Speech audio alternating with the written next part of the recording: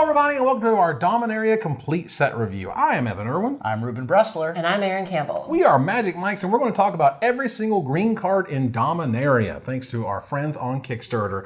And we're going to kick it off with Adventurous Impulse, which is a 1 green common sorcery. You look at the top 3 cards of your library, you may reveal a creature or land card from among them and put it into your hand. Put the rest on the bottom of your library in any order. Now, Ruben, you are I'm pretty super high on this card, yeah. So I think that this card has a lot of potential. I don't think that it's spectacular, but this is the closest that we've gotten to like a, we have Opt and that's nice, but this is the closest we've got to like a Serum Visions in a long time. I mean, it's obviously not on that scale, but Oath of Nissa had some downside in that it wasn't a sorcery. You want to put stuff into your graveyard for a lot of effects. Not necessarily anything that's currently in standard, but we've certainly seen. It could be Snapcaster Mage, it could be Delirium. Well, this is bottom of your library. No. The card itself goes into the graveyard. Oh, sure. Oath of Nissa remained on the battlefield, and that was a detraction at some points. This, first of all, does put cards on the bottom of your library. It's great card selection in that case. It looks at the top 3. Ponder similarly looked at the top 3, but you had to keep them there or shuffle. This gives you a little bit more selection, like Oath of Nissa did. And oh, by the way, Oath of Nissa was like a fine Magic card. I'm not saying that this is going to be, you're not going to start making your control decks green because you get Adventurous Impulse, but I've definitely seen some people whose Magic opinions that I respect say that this card is a very exciting card for constructed, not just Pauper, but for standard. And Pauper is excited about it because it's basically a Pauper Oath of Nissa, which they're really in for. So yeah, someone's going to use it. It's just going to be a matter of in which format it's going to shine. Yeah, and it also involves Odyssey being mentioned in the flavor text, which is very cool. But ultimately, like as a Pauper player, this is a very exciting card. We don't get Planeswalkers at common, so who cares? Yeah. Therefore, we get our Oath of Nissa. If it hits constructed formats, I'll honestly be very surprised. I don't really expect it to. I don't think it's that good. Yeah, I mean, it's not pie bet worthy, but I definitely think that it's good enough that I can foresee if there's like a Bant-based control deck or some sort of Sultai mix-up that wants access to very specific creatures or very specific lands at different points in the game, I can foresee Adventurous Impulse getting there in that case. We'll see. I mean, ultimately, in terms of limited value, it's not that great in draft. Yeah. It's better in sealed because it's able to find your best creatures and some more lands as you're able to play I'd be happy to play a copy or two in my draft decks as well. I mean, depends on what your draft deck's looking like. So many lands in all your limited decks most of the time that it's oftentimes a problem to get there. And having Adventurous Impulse, being able to cycle away some of those lands or finding specific lands for splash colors, I think is a powerful effect. Right, and we'll see if it gets there. Ultimately, it's a fine card. It's fine. It's okay. Yeah. Ancient Animus is a green and a generic mana for a common instant that says put a +1/+1 counter on target creature you control if it's legendary. Then it fights target creature an opponent controls.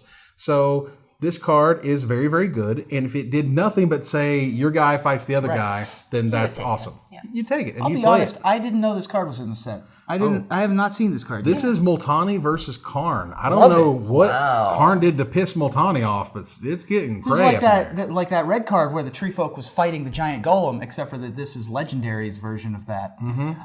Instant speed Pit Fight. Obviously, Pit Fight being the first time that this effect really appeared on a card. I think we've seen instant speed 2 mana. Have a creature you control fight an opponent's creature before. Pounce, I think, was the card. Yep. So if I remember correctly, I had looked up Multani the other day because I was curious to know more about Muldrotha. And if I understand it correctly, Multani is able to regrow himself. Yes. And so if I remember correctly, he had been through some sort of traumatic event, and this is him basically just regrowing. Yes. So I don't think he's necessarily mad at Karn. I think kind of like the flavor text implies, he's just coming back to life and having been through some things. Multani technically doesn't have a physical form. He takes whatever physical form is around him. So I think it's just more like confusion, sort of what's going on, and Karn just happens to be there like, whoa, whoa, whoa, and I think that's what we're looking at. This is the whoa, whoa, whoa spell. Yeah. Whoa, whoa. It goes well with Karn's Hissy Fit. Urza's Hissy Fit. This card's great. You're going to play at least 2, maybe 3 copies of this in your green draft decks, even if you don't have legendary creatures. Yeah. I mean, this is easy first pick. This is green's removal spells. This is what you want to be doing in green. Play particularly all the copies in a green-white deck where you don't have a ton of removal, especially if you're on the aggressive slant.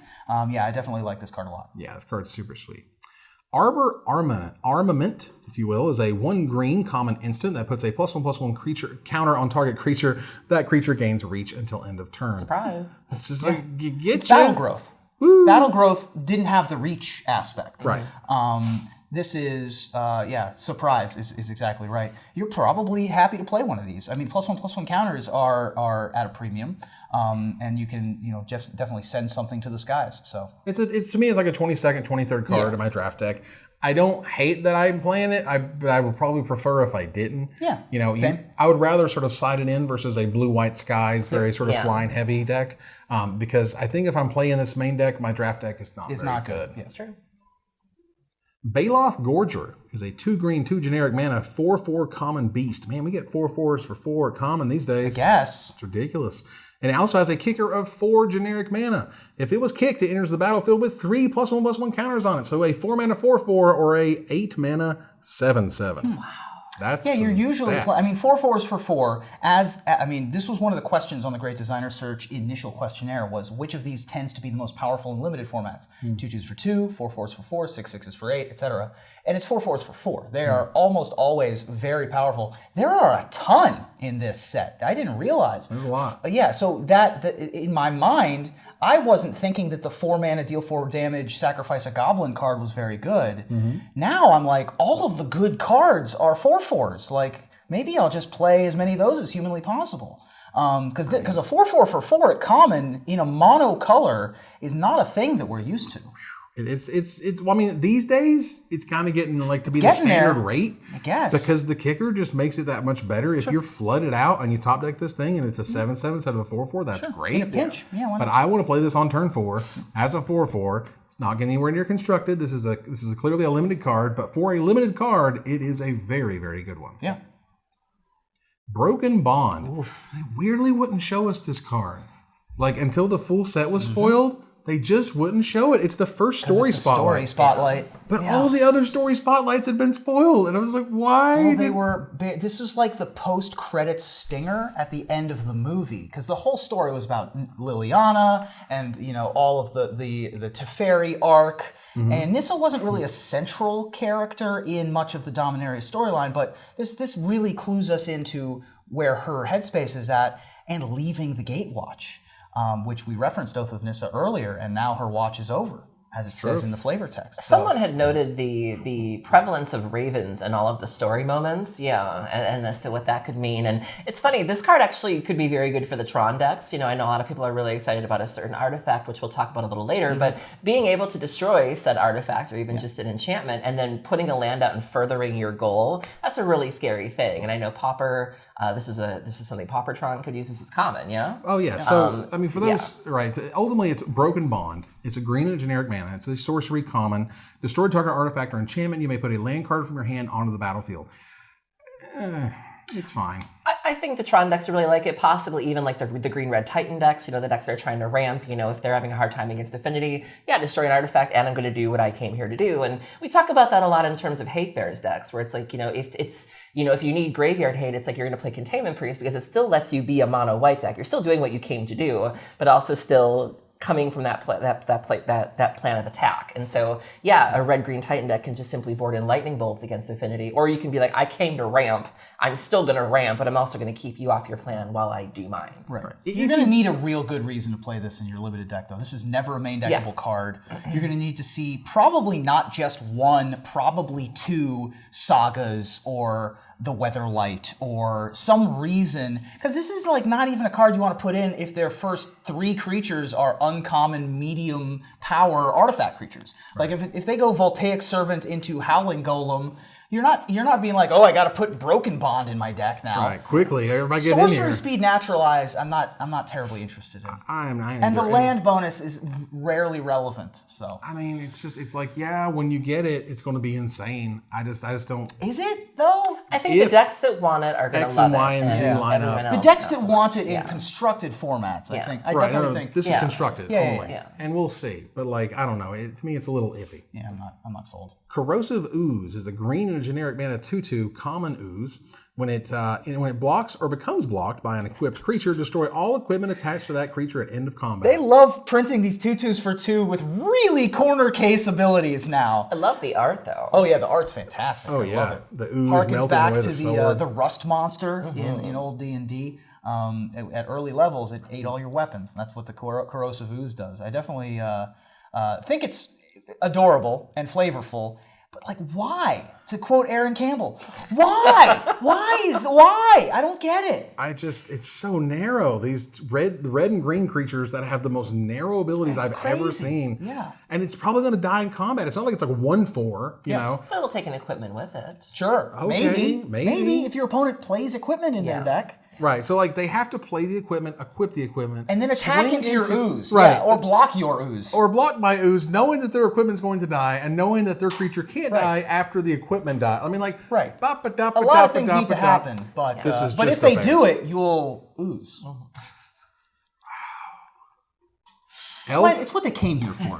It's what we're here. It's why we're here. It's why I have very little to offer, and one of them is puns. All right, Nice. so Okay, well, keep that up, buddy. I will do my best. Elfheim Druid is a green and a generic mana 0/2 that taps to add a green or taps to add 2 green, spending this mana only to cast kicked spells.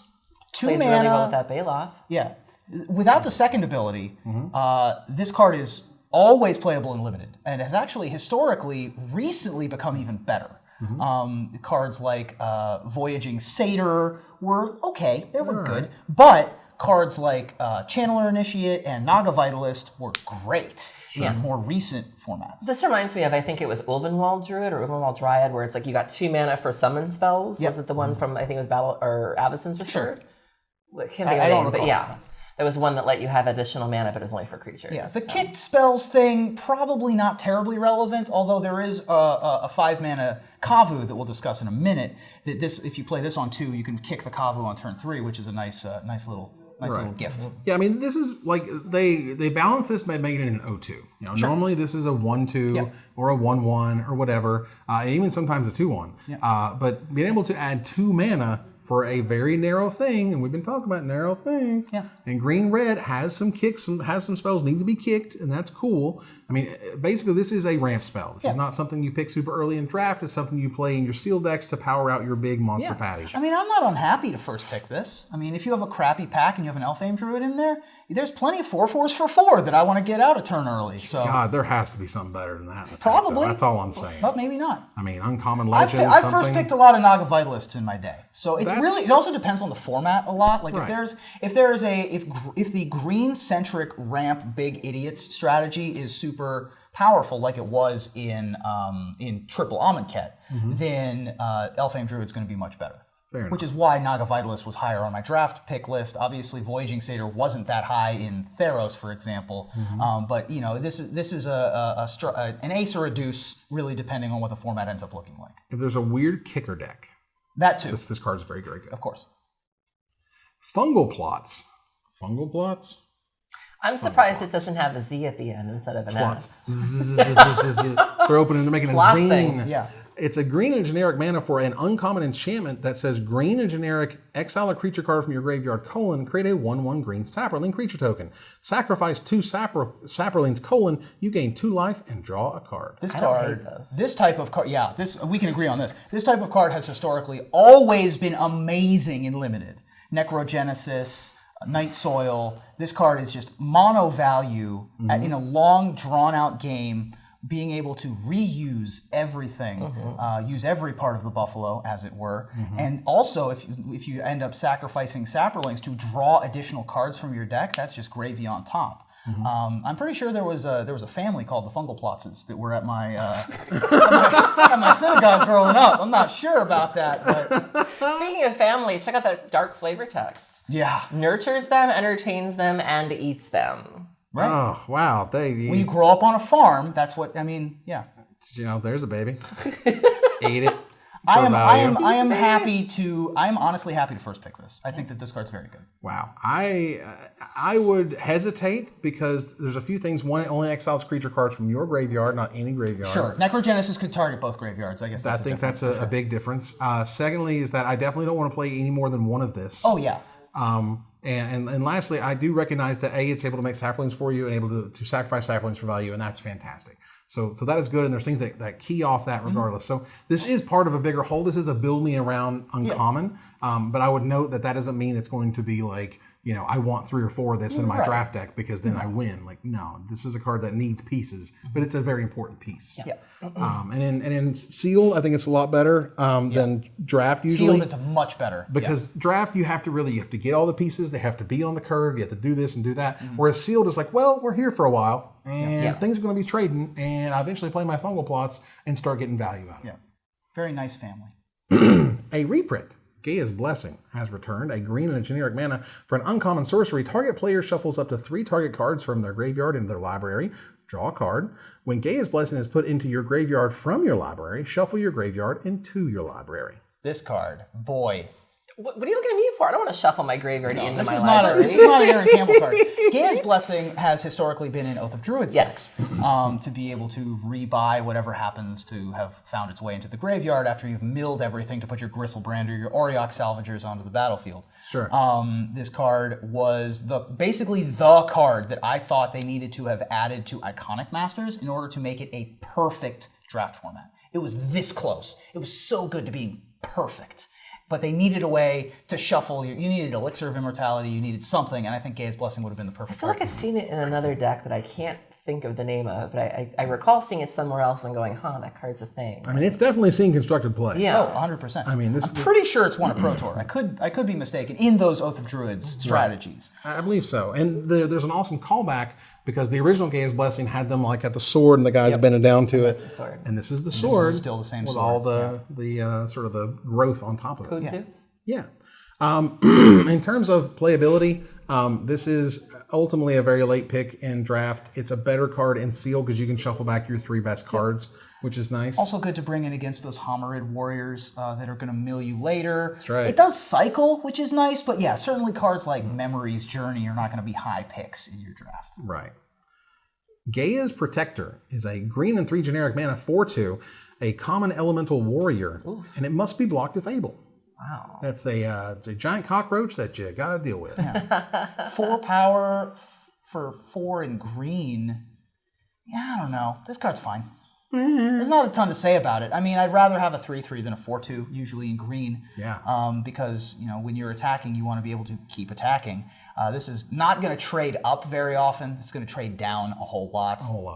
Like, this is going to trade with their 2-drop. Yeah. So you put in 4 mana, they put in 2 mana. That's not value. And you lost, and that's bad. So, like, and it has to be blocked, sounds good until they have a 2-drop. Until they have a 2-drop. And then you're like, wow, I feel If they're bad. pumping out a bunch of 1/1s and they have to block with their 1/1, okay, but that's about it. But even then, my 2 1/1s will take out your 4 mana guy. Must be blocked. We used to call that a lure effect back in the day. Well, lure was usually you have to all creatures able to block. This have to one, block. this one is just a come at me, bro. This is provoke. Oh, okay.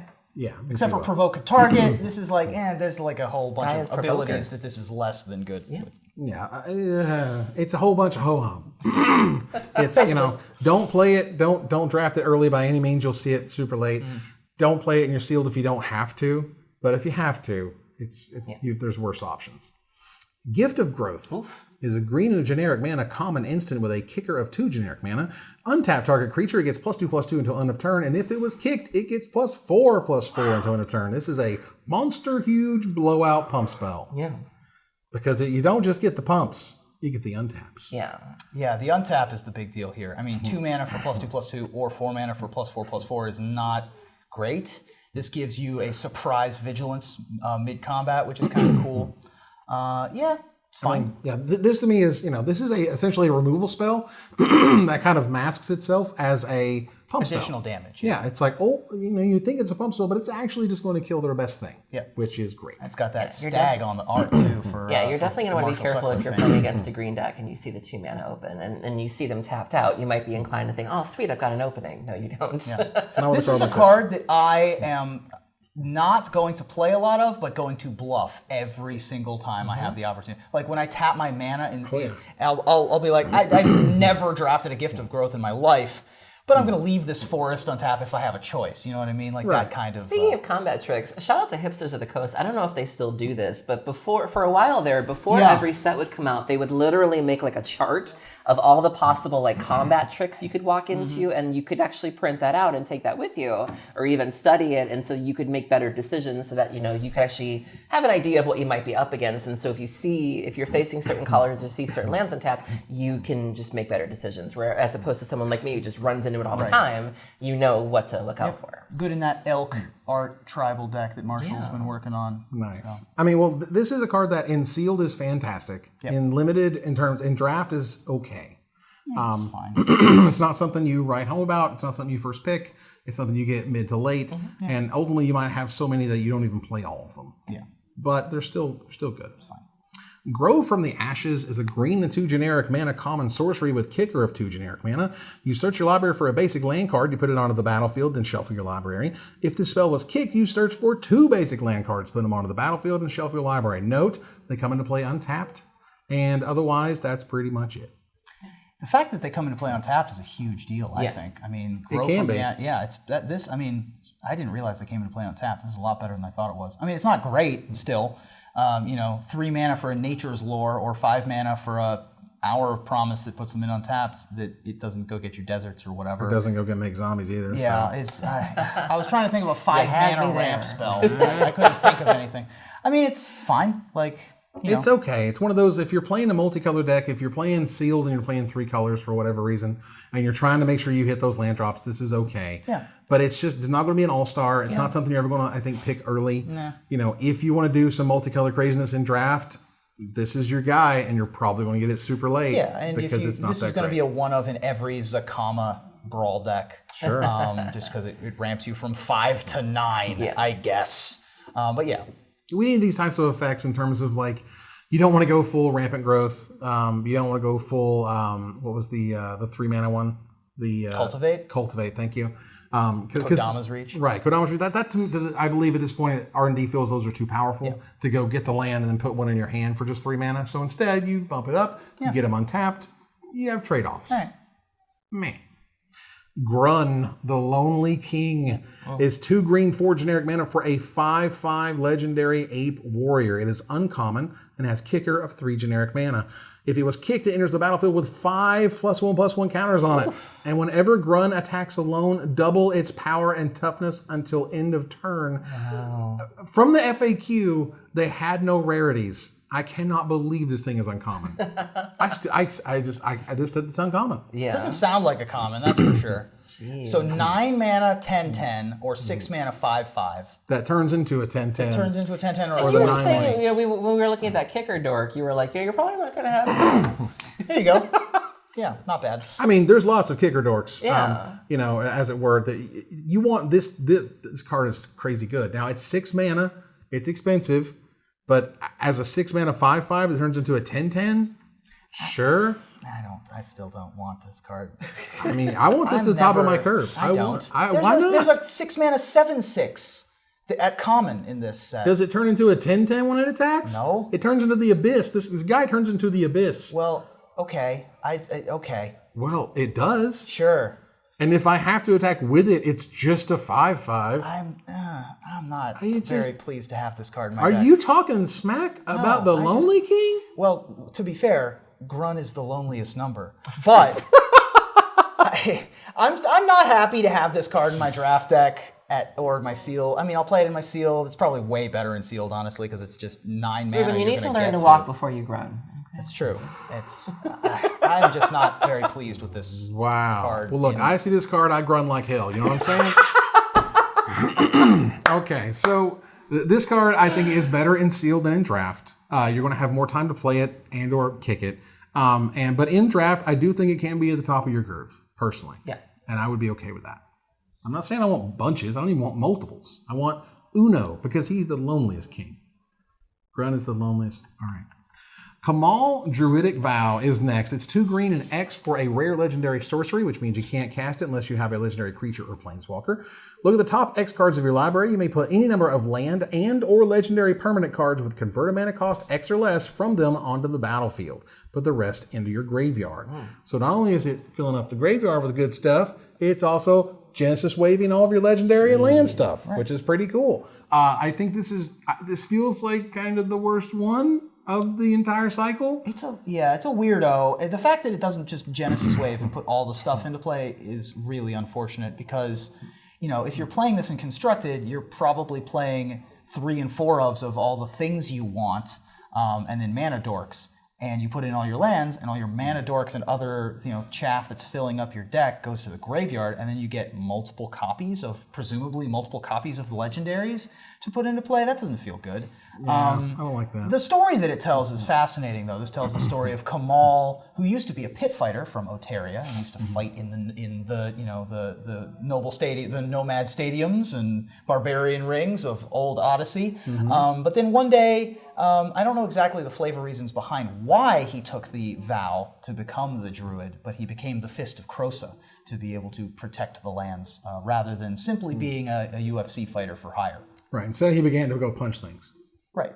Okay. Well, he used to punch things. Now he punches things for purpose. Oh, for good. Yes.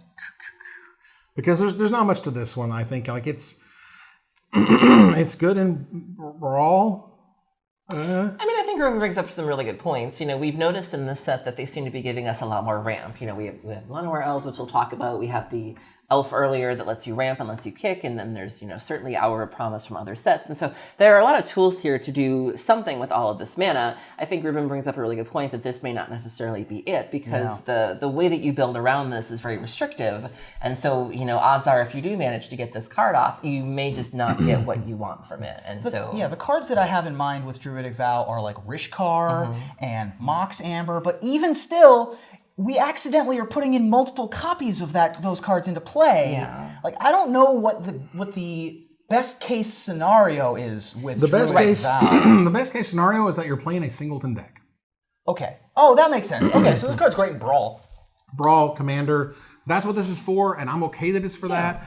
Don't play it in Draft. Don't play it in Sealed. That's not where it shines. Sure. This is one of those my rare is this. It's okay. It happens. It's better in other formats.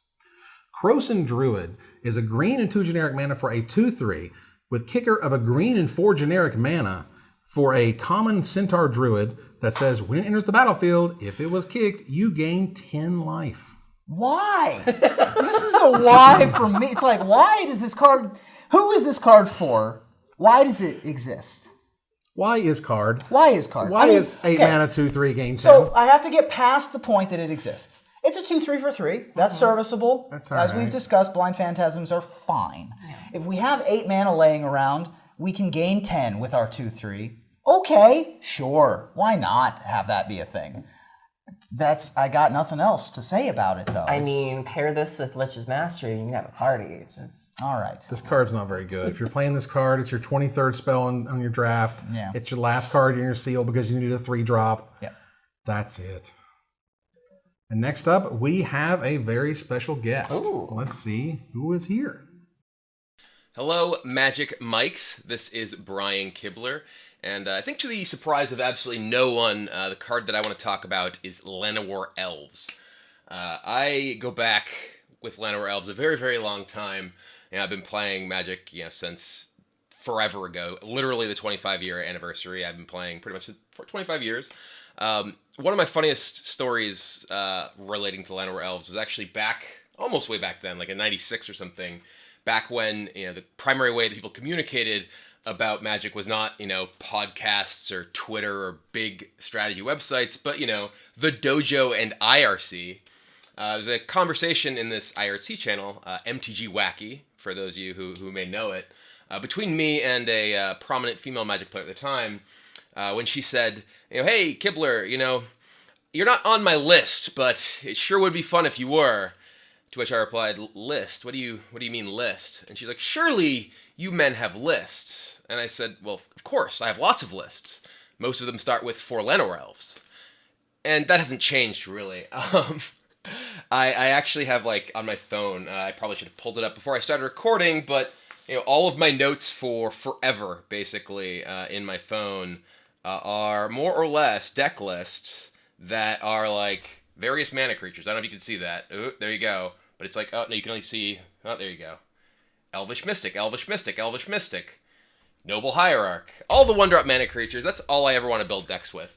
Which is why when Llanowar Elves, was announced as being part of the Dominaria set, I actually just looked up the date of the Pro Tour because, I haven't played Magic competitively in a while, but if Llanowar Elves is coming back, maybe I am too. That's it. Bye. I love the cheese, and then all right, I have to. Oh, wait. Yeah. Oh, man, that's awesome. Let's see who else chose Llanowar Elves. Hey Magic Mikes, congratulations on hitting your stretch goals for your complete Dominaria set review. I'm Chris VanMeter, and I'm going to give you my review of probably one of the most iconic cards in the set. It's not Teferi, I'm talking Llanowar Elves. This card has come and go in standard in the form of Elvish Mystic. Wizards R&D has stated in the past that this type of effect, a 1 mana creature, is way too good in standard. And I basically made my career on the back of using Elvish Mystic to cast cards like Domri Raid, Courser of Krufix, and Xenagos the Reveler way ahead of curve. I expect this card to make a huge splash in standard. It's going to speed things up quite a bit. And there's even a cool triple green creature in Dominaria that I plan on casting with my Llanowar Elves. Thankfully, I have a set of 4 in black bordered 4th edition Elves that I'll be using, even though the new promo foil Llanowar Elves are really sweet. So congratulations on hitting those stretch goals. I'm really happy to see you guys doing these set reviews. And again, Llanowar Elves is busted. CBM tells you so. Hey there, Magic Mike's fans. Other Mike, Michael J. Flores here. Today I'd like to talk to you about my favorite Dominaria card, Llanowar Elves. Yes, just the Llanowar Elves. Llanowar Elves, or its functional reprints Vindhorn Elves and Elvish Mystic, have won the Pro Tour basically every time they've been legal to play. The Sylvan Safekeeper did it with Spiders way back at Pro Tour 3, which was only the second constructed Pro Tour ever.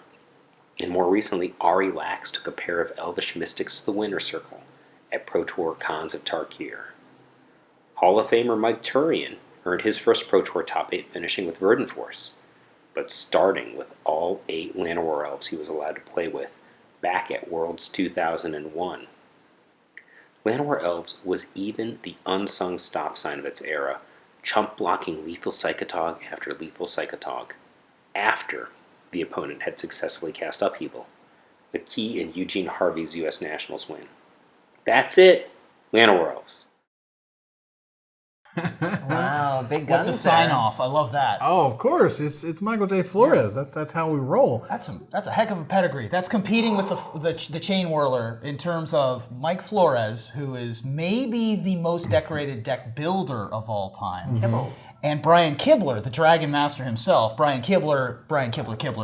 Right. Kibler. Yes. Both of whom are I'm big fans of. And when I saw Llanowar Elves in the set, the first thing is it's got a brand new text box for the first time in ever. Tap, add green. Add green. No more mana pool. Tap, add green. That's which is gorgeous and beautiful, and I love it. The second thing I thought of was another Hall of Famer, Zvi Mauschwitz. Yeah. Who, when you think of decks with mana elves, 1 mana, 1/1s that tap for a mana, I go to Zvi first. I anticipate a Zvi deck when I see Llanowar Elves come into Standard. When Elvish Mystic made its debut, and there were 2, you had Llanowar Elves and Arbor Elf in Standard at the same time, the next tournament was an SCG Invitational that Huey Jensen top-aided. This was, at the time, the largest event ever on the SCG Tour. It was the first time over 1,000 people had entered an event.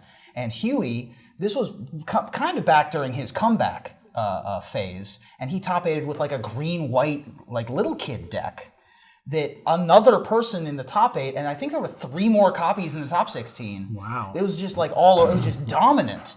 Llanowar Elves has been powerful in Fires, which is also the reason why I think of Zvi Mauschwitz is with the My Fires series.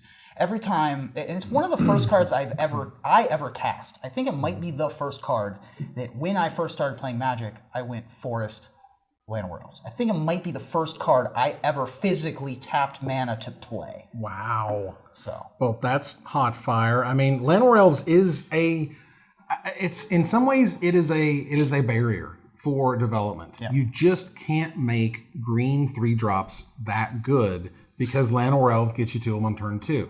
Or if you have a 3-drop that is amazing for Llanowar Elves on turn 2, well, then you have to have an answer such as Seal Away or something else like a Fatal Push, which is able to take whatever they're playing and kill it because it's scary. Yeah. And we'll get to an amazing 3-drop that they gave us here, but like this is one of those, like, it's amazing. Like, you know, we're coming home. It's Llanowar Elves. It's Dominaria. Llanowar Elves is terrific. I am super excited while also going like, it's Llanowar Elves and they're really powerful, and they usually just kind of push everything else out of the format because Really, they make mana like nothing else makes mana. Yeah. I think it's fine. I think it's been too long. You know, when It you has look been. at the things we've been given Lay of the Land. You know, we had just all the kind of pitiful excuses for dorks in recent years, and so I think this is fine. And Yeah. I mean, we'll see. I'm very excited for Llanowar Elves to make a return. I think that as much as I love red, I think Llanowar Elves is where I'm going to be living in Standard. So, I mean, it is fantastic, and play it in all the different decks you can get to them. Not a first pickable card per se. and don't draft too many. You don't want to overload on Llanowar Elves, Right. because when you play your first one, it feels great, but on turn like 4, it's like I don't really want to be playing this card. Yeah, it's not good. And come to think of it, you know, the standard formats I've enjoyed the most have had either this or Elvish Mystic. You know, I certainly enjoyed, you know, Return to Ravnica Standard. You know, I enjoyed Theros Standard, where you're able to do the sort of black-green constellation thing. You know, maybe that's a good sign, you know? I mean, and clearly Wizards lived with a 1-mana producer for a very long time, and they can make it work, and I certainly have confidence in them in that regard. But I also feel like Llanowar Elves is probably going to make its appearance here. We're going to get to enjoy it for about 18 months, and then it's going to go away for a while. Again. Yeah. And maybe we'll come back one day. But in the meantime, play it, love it, enjoy it. It's going to be amazing and constructed, and thanks to our special guests. Yeah. Llanowar Envoy is a green and 2 generic mana 3/2 common elf scout. With a green and a generic mana : add 1 mana of any color. So Filtering. it's not exactly efficient, No. but it does work.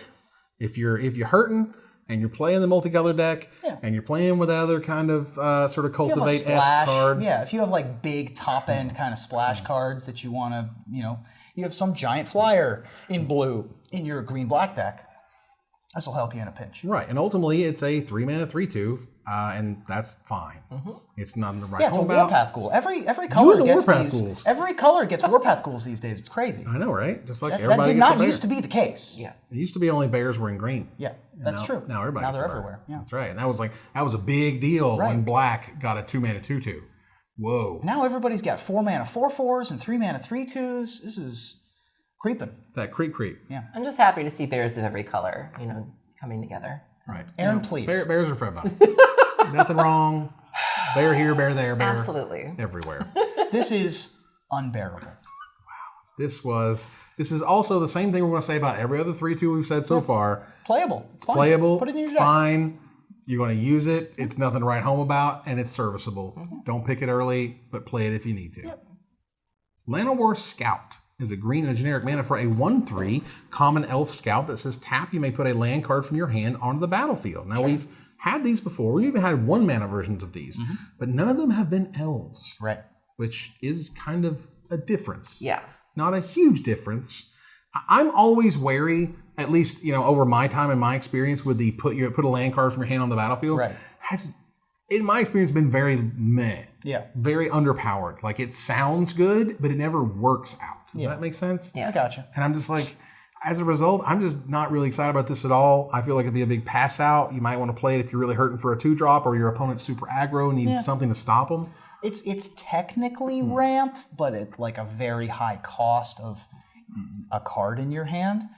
So you can get your 4/4s for 4 out on turn 3. But yeah, you're right. This is another one of these 2-mana 1/3s that are probably going to end up on your sidelines. Yeah, it's just, and it's so miserable late game to draw one of these. Sure. You're just like, this card does nothing.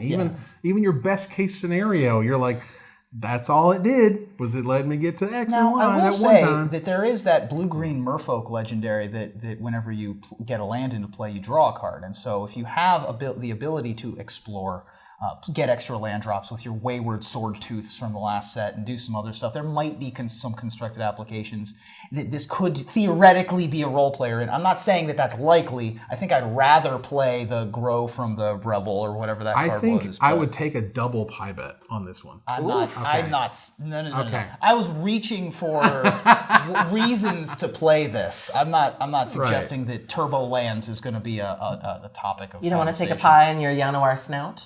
The reach is real. Wow. I don't have that level of Llanowar clout. Mammoth Spider is a green and 4 generic mana 3/5 reach. It is a giant spider +1/+1. It is a mammoth spider. Also alliances in the flavor text. Yep. Nice. Which is awesome. Very good. 3/5 reach is a card I'll play.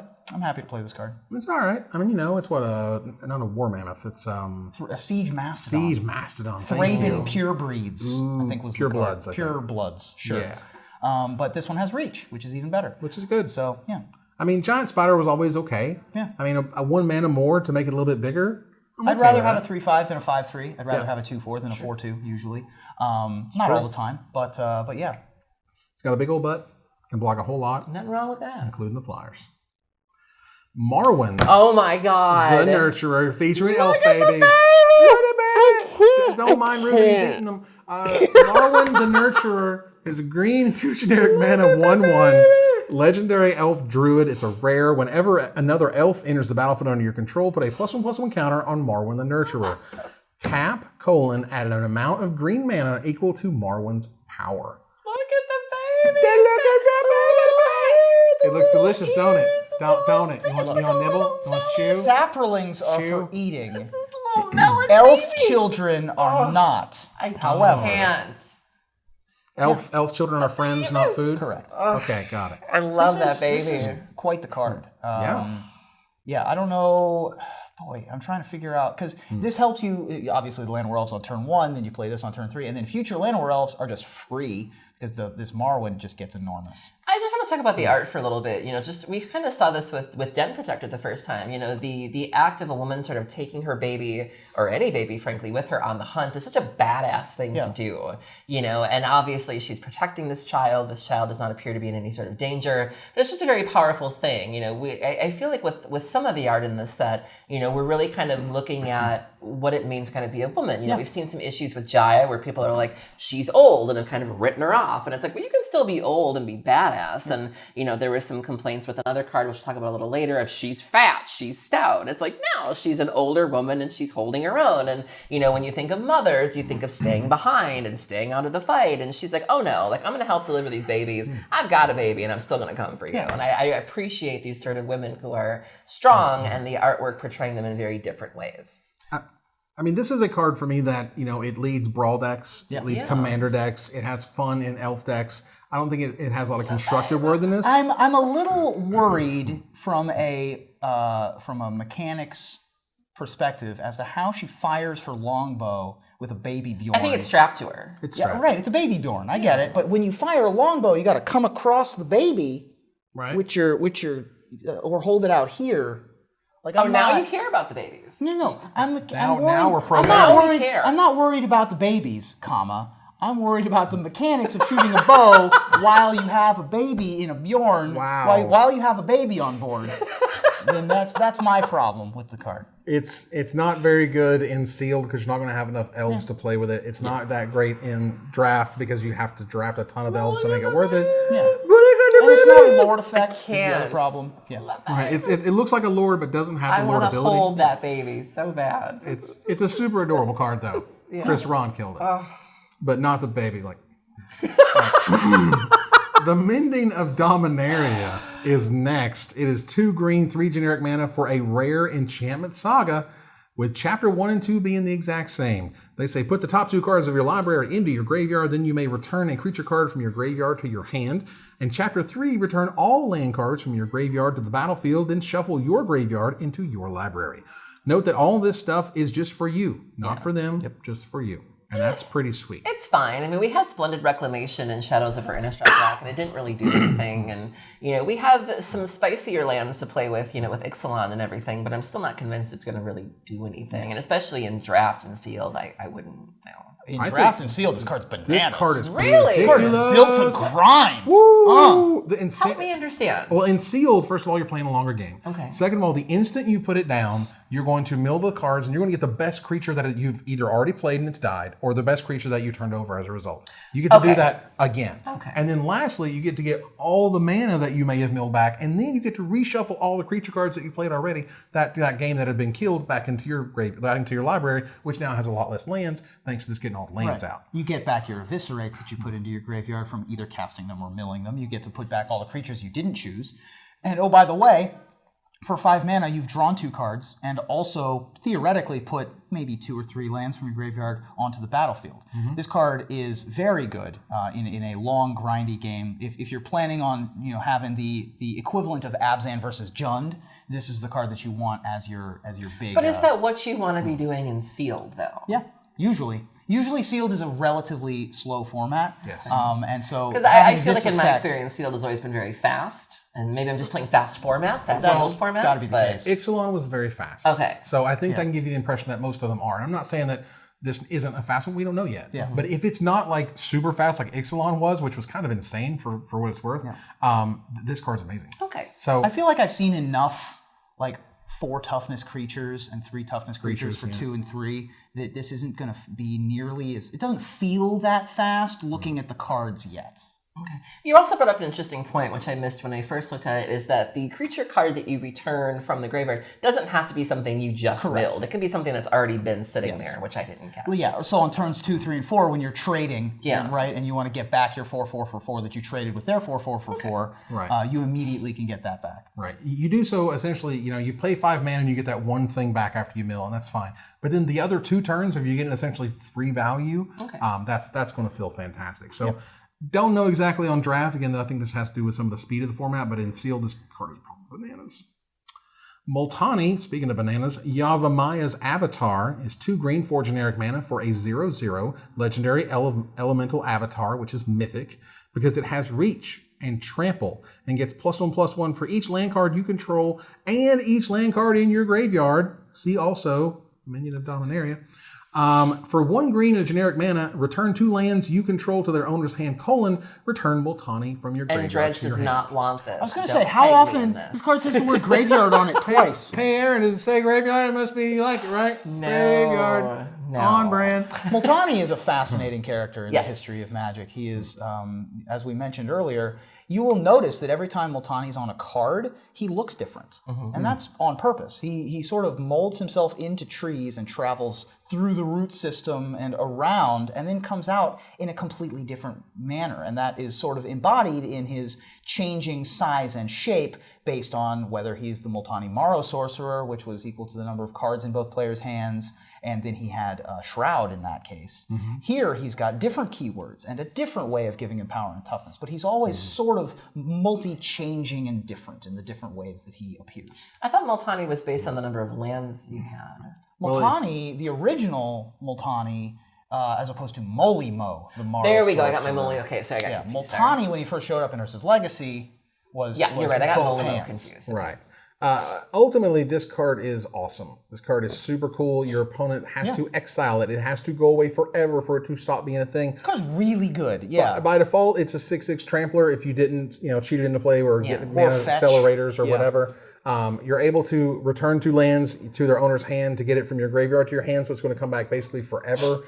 This card is not going to go away, and it has reach and trample, so it's going to block their best thing every single time. You don't care if it trades because you just buy it back. Yeah.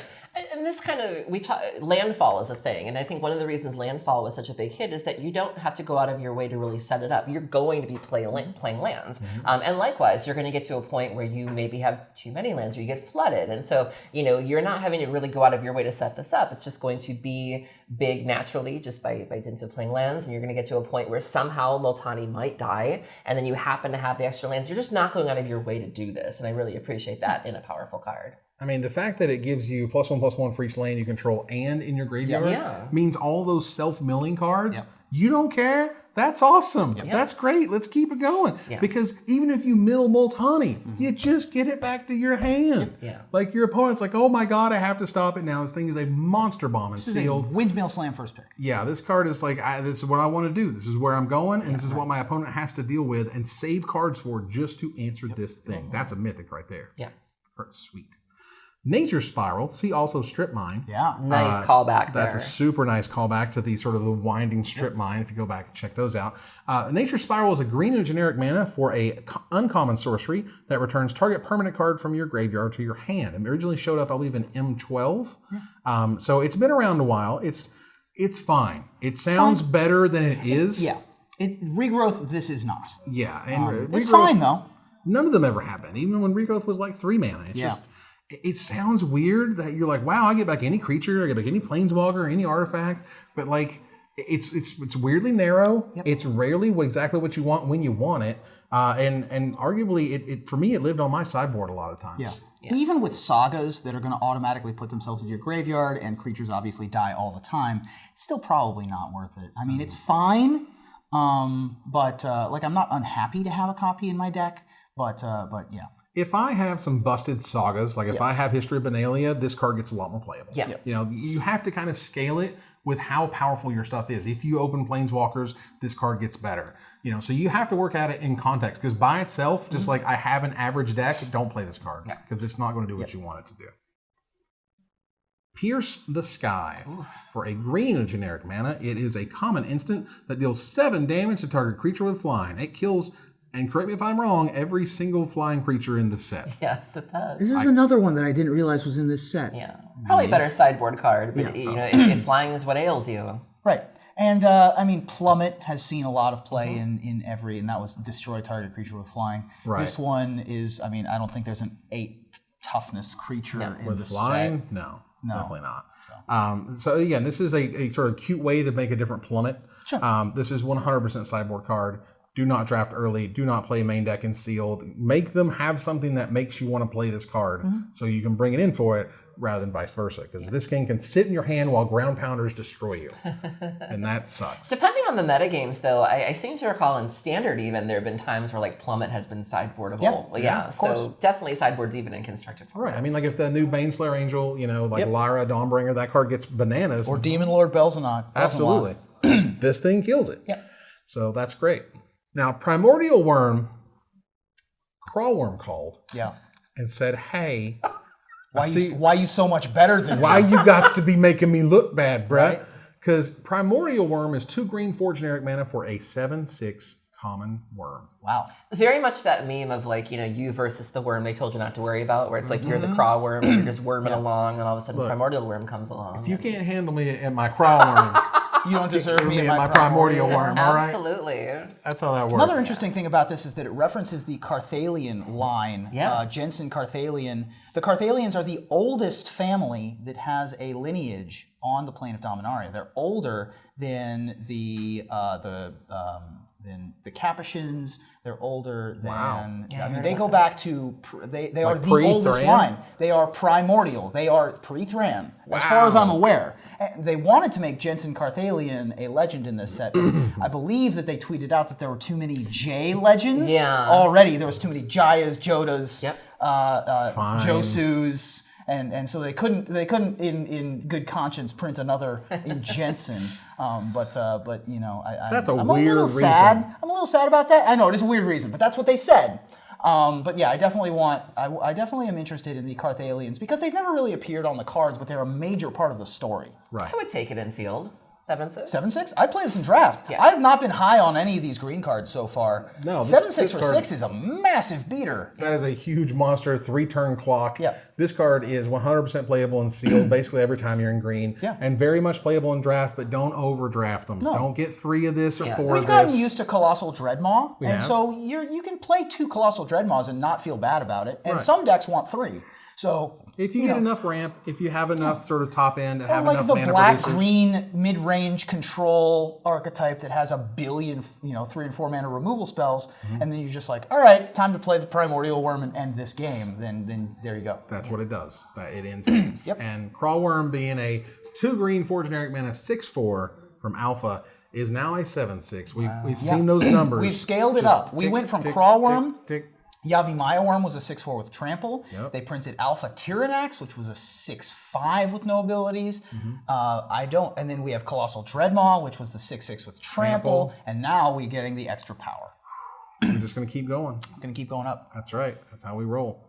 Saproling Migration is a green and generic mana for a common sorcery with kicker of 4 generic mana. Create 2 1/1 green Saproling creature tokens. If the spell was kicked, create 4 of those tokens instead. So for 2 mana, you get 2 guys, and for 6 mana, you get 4 guys. Shout out to the Magic Mike's podcast and Gather the Townsfolk, which is essentially what this Saproling Migration is doing. Heyo. Right? Yeah. So, 6 mana for 4 1/1s is not ideal, but the deck that you have this in, you probably want that spread across all those 4 bodies. 2 mana for 2/2.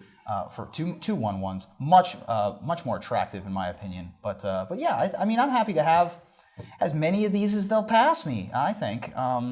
I mean, this is the card that if you have enough enablers, it's fantastic. If you're doing sort of the green-white go wide strategy with a lot like the Banalish Captain or whatever. And charge and things like that. Exactly. Or if you're in the green-black Saproling Sacrifice deck, the black creature that gains you life or and gets bigger as well. Cards and Draws stuff. cards, yeah, absolutely. And lots of the fungal plots and things like that also being able to combo well with Saproling Migration. I appreciate that. While we couldn't get our slivers back on Dominaria, we could go back to things like Saprolings, which are really cool. They talked about slivers in development, but they decided that it was going to take up too much of the set in terms of flavor. Right. And so we'll come back to Dominaria later and maybe get some more slivers. We'll see. Ultimately, like he had mentioned, Saproling Migration is great. Great in your sealed decks. Good in your draft decks, usually good to great depending on what your build is, what your draft curve happens to be. There are some picks that make your Saproling Migrations just fuel to the fire that make you want to go heavy into Saproling Migrations. And there are definitely decks that I can foresee wanting like 6, like as many as they'll give me. Right. Please, please, just give me all the Saprolings, all the values, all the babies. All right. Song of Freyalise is a green and generic mana for an uncommon enchantment saga. On the first 2 chapters, you do the same thing until your next turn, creatures you control gain tap, add 1 mana of any color. And on the final chapter, the 3rd chapter, put a +1/+1 counter on each creature you control. Those creatures gain vigilance, trample, and indestructible until end of turn. You want to take advantage of all those Saprolings? Boy, do I have a song for you. This is high on my request line if I am playing the Saproling deck. I think that, obviously, you're playing this one for the +1/+1 counters, but the tap out of mana of any color in your mana pool is actually nice. To be able, Cryptolith right effect. Yep. Yeah. Helps you play some of those splashable creatures that you probably are playing. I think that this card is quite good. Yeah, I mean, the idea, I mean, think of it. Clearly, like, let's make some creatures, let's make some Saprolings. Let's play Song of Freyalise. Maybe I can play something that turn, whatever.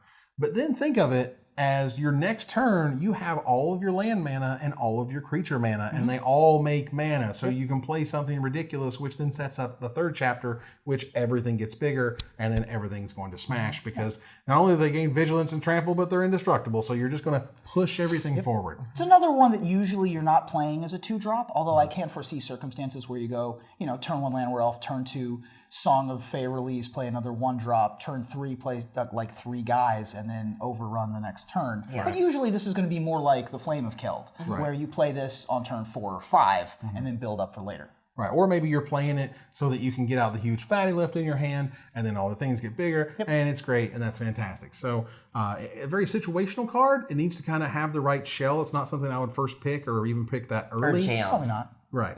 Yeah. It's just something you want to be like, well, is my deck built to make this card look good? Because there's a reason it's uncommon, which I think it's just a little subjective as to its power. The uncommon, they did really well with the uncommon sagas to make them not overpowered in every deck, to make them automatic first picks. The Chainer's Torment, the Flame of Keld, the Triumph of Gerard. I'm happy to have them. Right. But they're kind of specific in what they can do and what they can accomplish depending on what deck they're in. Absolutely. So, Spore Swarm is a green and 3 generic mana for an uncommon instant that creates 3 1/1 green Saproling creature tokens. That's what it does. That's when you're Saproling. Instant speed. Whee! You misread the text, Evan. I want you to try again. Create 3 1/1 green sapperling creature tokens. Try again, one more time. Create 3 1/1 green sapperling. No, it says make 3 dudes seriously. It's what the card says. Dudes. Here we go. Well, you mispronounce the name of the card. Thor. Warm. That's right. So when you're making 3 dudes seriously, you have to understand that 3 dudes are let you do 3 things, let you block 3 things, attack with 3 things. Song of Freya let you tap with 3 mana. End of their turn, you can be like, oh, surprise sapperlings. Yeah. Mid-combat. Surprise sapperlings. Surprise sapperlings, yeah. Jazz hands. Yeah. This card's good. This card is good. It's instant speed, which is great. Right. And going wide, obviously, is what we're doing with the green cards, making all the sapperlings. I think this card's quite good. Yeah, I mean, if you're going with the go wide strategy, it's good. It's not a first pick monster or anything, but it is a fine card, a fine mid to late pick. If you're in the sapperling deck, you get to pick it higher than that. It's great in the go wide strategies with charge and other, pump all your guys effects. And if you're in the black green sapperling stuff, I mean, this is terrific. Just more gas. Absolutely. Spore Crown Thallid is a green and a generic mana 2/2 uncommon fungus. He's a fun guy. Mm-hmm. Each other creature you control that's a fungus or sapperling gets +1/+1. So this is the uncommon lord. Now imagine pairing that with the last one of just instant speed. Here's 6 power. Just boop boop boop. 2 2 2 2. Like, this card's no joke. Yeah. I mean, we were talking about the bears that had no abilities. This is relevant text. Boy, this card is great. Also, again, with the art on the funguses and the thallids and the sapperlings, I love the new motif, the aesthetic of the new sapperlings. And oh, by the way, we get our alpha reference here in the flavor text with the alpha thallids. Very nice. Which they snuck that one in quite nicely. Oh man, just wait till we get to the beta and revised reference. Oh, it's a sicko. That is, it is. They had to do some work to get those cards. I think if you're running a fungus or sapperling deck and you have enough cards, this card is absolutely worth it. Yep. I mean, this card is, if you get some good sapperling stuff, pack 1, you slam this pack 2. What do you think about constructed? Do you think thallids are standard playable? Potentially. I mean, the sapperling tokens are very easy to make. You get a lot of them very quickly. They have a Gather the Townsfolk, which you need to have a Raise the Alarm, Gather the Townsfolk style, Franco's Command style of effect. And what was the card, the 5-mana card I had from Rivals? The one that makes a sapperling every upkeep? Oh, the Tender Shoot Dryad. Tender Shoot Dryad, that card makes is sapperlings. Amazing and gets ridiculous with the City's Blessing. I would play a thallid deck. I really do think there might be a thallid / sapperling deck. I think that we might have the thallid days coming. Wow. I look back on my thallid days when I was a young man. Free thallid and breadsticks? That's right. Okay. Unlimited thallids and breadsticks. Unlimited at the sapperling garden down the street. So one of the most exciting cards, in my opinion, is Steel Leaf Champion, a rare 3-green 5/4 elf knight. Whew, but we're not done. This one I know why. Steel Leaf Champion can't be blocked by creatures with power 2 or less. Can't throw sapperlings under the tires under this guy. Boy, with Llanowar Elves in the set, they printed this thing. This was the first one of the triple pip creatures that we saw, and we've gotten very attached to the new Tempest Djinn and the Benelish Glorious Anthem and all those guys, but man, 5/4 is a lot. Knights, relevant creature type knight. We've seen many cards in this set that benefit knights, especially if you're playing and the white. elf too. Yeah. That's this card is super real. This card is super powerful. This card is like, Llanowar Elves is in the set, right? You put the other card in this with that card. On turn 2. I mean 5/4 vanilla has won a Pro Tour in the form of Woolly Thoktar. That's right. You give that to green, mono green. It's easier to cast a Steel Leaf Champion than it is to cast a Woolly Thoktar. Yeah. And you give it the benefit of not being able to be chump blocked with power 2 or less, not just 1. Not just walls, not just 1/1 tokens, 2 or less. Most everything is power 2 or less. This thing is a quick clock. Yeah, this thing is ridiculous. I mean, it's a 4-turn clock right there. I mean, turn 2, you can get this out with Llanowar Elves. I mean, this is just as good as the other ones in Sealed and Draft. It's worth it to play it on turn 5 because it's still amazing. Obviously, if you get it turn 3, congratulations, you're a hero. Yep. But this card is made for Standard, in my opinion. This card was custom built to say, I know you like your Llanowar Elves. Let's do this now. Let's be an aggro deck. Yeah. Gosh, this card is super crazy good. Sylvan Awakening is a green and 2 generic mana for a rare sorcery. Until your next turn, all lands you control become 2/2 elemental creatures with reach, indestructible, and haste. They're still lands. Yo, dog, I heard you played Rude Awakening. Yeah. If you've never played Rude Awakening, because it's been a while, I'm an old man, that card just ended games. Yeah. Just straight up, it was a 3 mana, your lands are 2/2s, 8 mana, you untapped all of them at the same time. Right. So this kind of gives you one half of it, but it makes them better. Because so Natural Affinity was a card that was a rare in Mercadian Masks that had this effect, except for your creatures did not have reach, indestructible, and haste. They just became 2/2s for the turn. Oh boy. And that was already like middlingly playable. It wasn't super powerful. I mean, this was Mercadian Masks. Everyone was playing Rebels and Rising Waters and things like that. So it didn't have a chance to shine. This is certainly an upgrade. The indestructible part in particular is uber powerful. Yeah. The haste, quite relevant. Nice. The reach, I don't understand. This is a sorcery. So why do we have reach? Like, I don't get that. Why does it have reach? But that is literally a why question mark. There's no reason for it to have reach, except for that it makes flavorful sense for the tree folk to have reach. I guess. I mean, I don't know. I love the fact that it's just like slapping down the weatherlight in the art. Yeah. Watch out. Just get out of here. Go on with yourself. This is a great card because, like, it's a great late game card. Yeah. This isn't something you're going to run out turn 3, of course, because you're all tapped out. Right. If you have a bunch of mana producers or mana rocks, this card gets a lot better. The key point, the reason why it is because it's until your next turn. You're able to turn your lands into emergency blockers if you really need to. Well, it's the same benefit as playing Multani. It's like there's very little setup here. It's like you're going to have to play lands. And so at some point you're going to get to, you either get flooded or you're drawing and there's nothing really to do with your lands. Sometimes that does happen. Mm-hmm. And so top decking this and going, I have 8 lands. All right, cool. I mean, I do appreciate that it is until your next turn. Yeah. Like, this can literally buy you a turn. You're like, all right, Sylvan That's Awakening, indestructible go. blockers. Yeah. Right. Please don't kill me.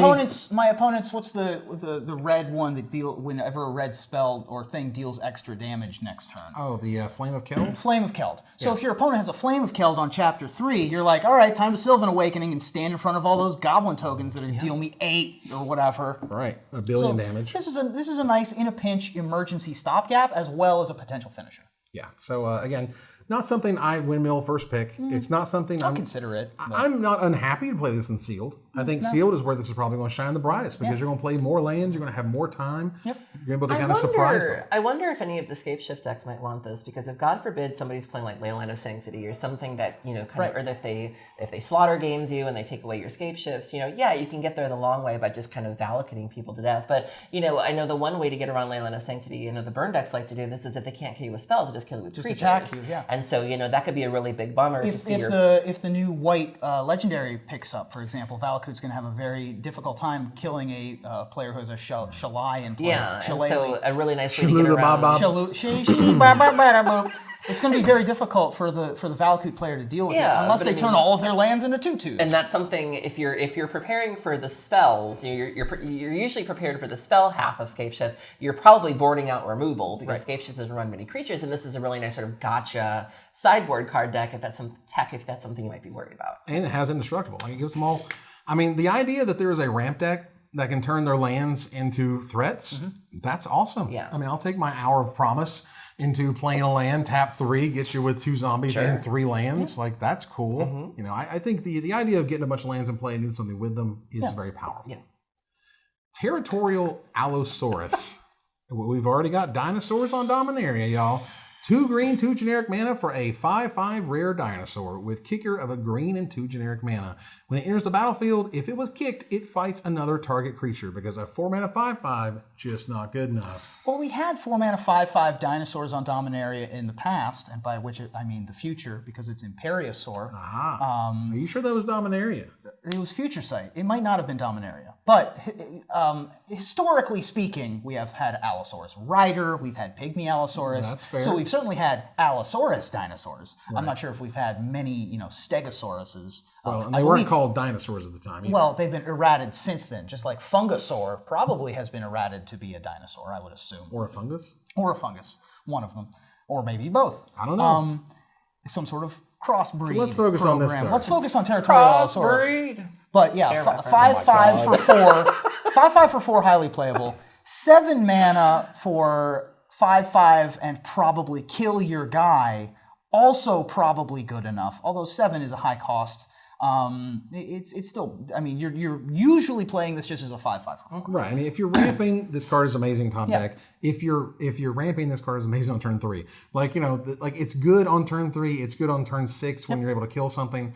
Like this card's good early, good late. Like this is an easy first pick. It's always going to make your green decks. It's always going to be a fantastic beater. You know, it could possibly see play in standard. Right. You know, we had some pretty good setup with dinosaur cards, you know, from Ixalan and Rivals of Ixalan. And, you know, Dinosaurs was one of those decks that people kind of predicted would be a thing and hasn't really taken off. And, you know, I don't know if this is enough to seal the deal, but I think if there is a dinosaur deck, I think there's certainly room for a card like this one. It's so hard for Wizards to do that tribal thing right, you know, because if it's too good, then we're like, oh god, Dinosaurs is just better than everything else. Yeah. You know, But and I if it's think too it's a good good, it's sign. Goblins from Onslaught all over. But I think it's a good sign, and we saw this with zombies for a while too. Is like, you know, we were really waiting for zombies to be a thing. It was just about there. You know, Shadows came out, but what we really needed was Eldritch Moon, or was it even? No, wasn't it even something it was after that? Eldritch, and then was it Kaladesh? Yeah. After that. I think something just later on pushed it over, and so I appreciate that there's sort of callbacks to the previous sets. If we didn't really forget about you. Well, a living remnant of the Ice Age. Wow. Once again, we got 2 Ice Age remnants. The Ice Age. That's Well, right. the Ice Age was a major event in the history of Dominaria. That one wasn't one we had to shoehorn in. Sure. That one was going to be naturally in the flavor text, whether we were on this side mission or not. Yeah. I like the side mission. The side mission of getting every set name into the flavor text or card names is adorable. Right. I know it's only every set name that's been set on Dominaria. Yeah. So you're not going to find Amonkhet and Innistrad. Or, wherever. Lorwyn or whatever. Yeah. Right. Thorn Elemental returns. This is old school. 2 green, 5 generic mana for a 7/7 uncommon elemental. You may have Thorn Elemental assign its combat damage as though it weren't blocked. You can't chump it. You can't chump it. And that's important. Like, oh, those are some really cute saplings. That's great. Take 7. Yeah. Like, you're going to take 7 when this attacks. And you have to know that. Maybe you'll kill it. Maybe you'll death touch it. Maybe you'll still chump it because you just don't want to get smacked in the face, though that's kind of weird. But if you decide to do that, it's not going to kill whatever chumps it. Does that make sense? So you're going to let that deal damage as though it weren't blocked. Right. That's fine. But Thorn Elemental puts a serious clock on anybody on the receiving end of it. How the mighty have fallen. Like, this was like the Those are rare. rare. This was like the focus rare in Urza's Destiny. This was like, they made a promo version of it, I'm pretty sure, and now it's an uncommon. I mean... Wow. Well, Balduvian Horde is a common now. Well, true. That's true. So, you know. Yeah. And there have been rares that have literally went from rare to uncommon to common. Yeah. So, Sign of the Wild. Elvish Vanguard, yeah. Right. Yeah. The mighty do fall from time to time, but and this is cool as an uncommon because love like it. it is a very powerful card. It isn't unstoppable, but it is scary. Like if you're at 7, they play a Thorn Elemental and you don't have anything, you're just dead. Yep. You're just dead. It's just you're done. Yep. And that's cool, and that gives green reach, and I'm fine with that. It's better in sealed than it is in draft. Don't pick it early. You'll get this mid-late, no problem. If not even, close to your last picks. Because if you don't want it, you really don't want it. Yeah. You're very reliably going to see this like 10th. Yeah. Standard playable, probably not. No. It never was, really. Maybe for a glimpse. No, it wasn't even standard playable when it was It around. was broken back then. Like the standard was broken Standard back was completely busted in half back then. then. Like You were something like competing- this was like You were competing against Phyrexian Colossuses on turn 3, or Rebels, or just crazy stuff like that. So moving on. Untamed Kavu. Oh boy. A green and a generic mana for a 2/2 uncommon Kavu. The Kavu have returned. With a kicker of 3 generic mana. Vigilance, trample. If it was kicked, it enters the battlefield with 3 +1/+1 counters on it. both halves are great. Kavu Titan, speaking of chase rares, was one of the best rares in Invasion when it came out. And Untamed Kavu is that card verbatim, but with 2 keyword abilities in Vigilance and Trample. 2/2 for 2, 5/5 for 5. It's great. Card's amazing. Card's terrific. It really is. I mean, I can't think of a bad thing to say about it. No. I'm 100% going to play it all the time. It's not necessarily a windmill slam, but if you're in green and the rare's bad and the uncommons aren't that good, just take it. This card is I'm fantastic. happy to first pick this card. Like, I'd be all right with that because it's just one of the best bears you're ever going to play. Again, don't be afraid to play it on turn 2 because you got to get that clock started. But man, on turn 5 is a 5/5 Vigilance Trample with 0 drawback, all upside. One of the best green cards in the set. Absolutely. Verdant Force. Speaking of some of the best green cards in the set, oh my god. History, man. Oh, super history. 3 green, 5 generic mana, originally from Alpha. It is a 7/7 rare elemental. At the beginning of each upkeep, create a 1/1 green sapperling creature token. This card has... This is Alpha? Oh, yeah. Yep. I could have sworn it was like a little newer. Tempest. Force of Nature was Alpha. I'm thinking Force of Nature. Yeah. Yeah. Yes. Verdant Force was Tempest. Verdant Force was Tempest. You're correct. So my apologies. But regardless, it is an old school card. Absolutely. Still I love a very the powerful old card. man beard Verdant Force. Like I'm happy with what we got going on here. I think it's pretty cool. But like the Ent style. I remember tree that beard one. That was Deterlisi, wasn't it? Oh, yeah. And Verdant Force was the first real reanimation target. It was the first one that people really were like, I mean, people had done it before with Animate Dead, but because Reanimate came out in Tempest along with Verdant Force, people were like, this is the thing you bring back and cheat into play. This is the one.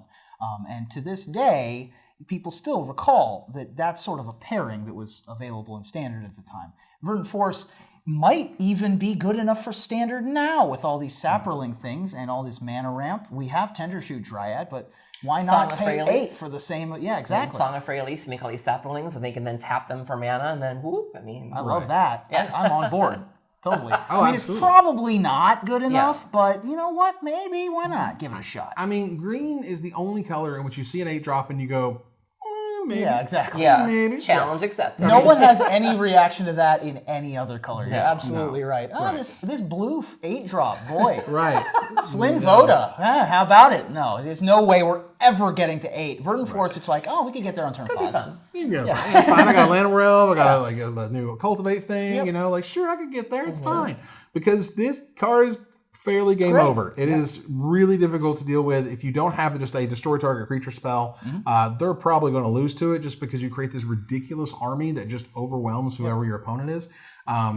Again, this is a weird sort of call based on how green you are, how much mana acceleration you have, whether it's from creatures and spells and artifacts. But Verdant Force, if it's viable, it's amazing.